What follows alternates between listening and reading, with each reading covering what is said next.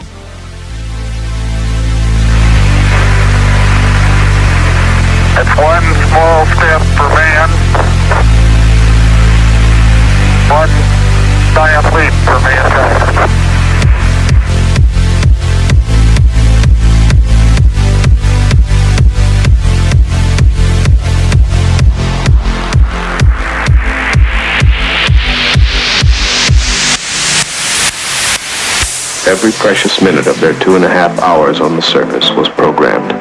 Rock and soil samples were to be collected, photographs taken, experiments set up to catch unfiltered particles from the sun, to record moonquakes, to measure precisely by laser beam reflection the exact distance between Moon and Earth.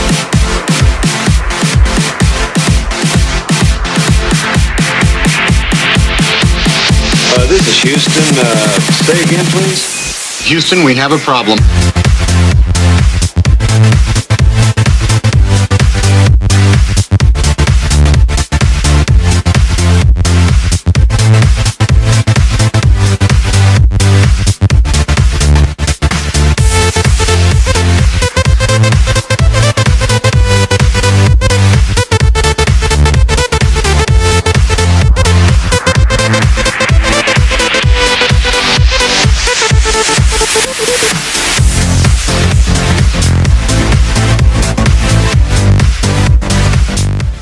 Allora, il sistema nasce per rendere un po' più reali le nostre repliche, le nostre ASG da Softair. Le nostre repliche, come sappiamo tutti, se inseriamo la batteria lei sparerebbe a vuoto. Nel mio caso, con la batteria inserita, la replica non spara. Inserisco un caricatore che in questo caso è pieno e la replica comincia a sparare. Quando ho finito i colpi, la replica non spara più. Estraggo il caricatore, è vuoto, lei è sempre che non spara, ne inserisco uno pieno, che deve essere pieno però, scusate l'errore, e la replica comincia a sparare. Anche nel caso in cui io estraessi il caricatore che è ancora pieno, la replica non va. Inserisco lo stesso e arrivo alla fine. Finiti i colpi, la replica non va. Grandissimo. Quello dal lato vostro.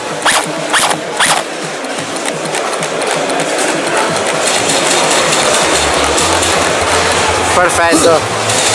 Grazie ragazzi. This is Houston. Say again, please.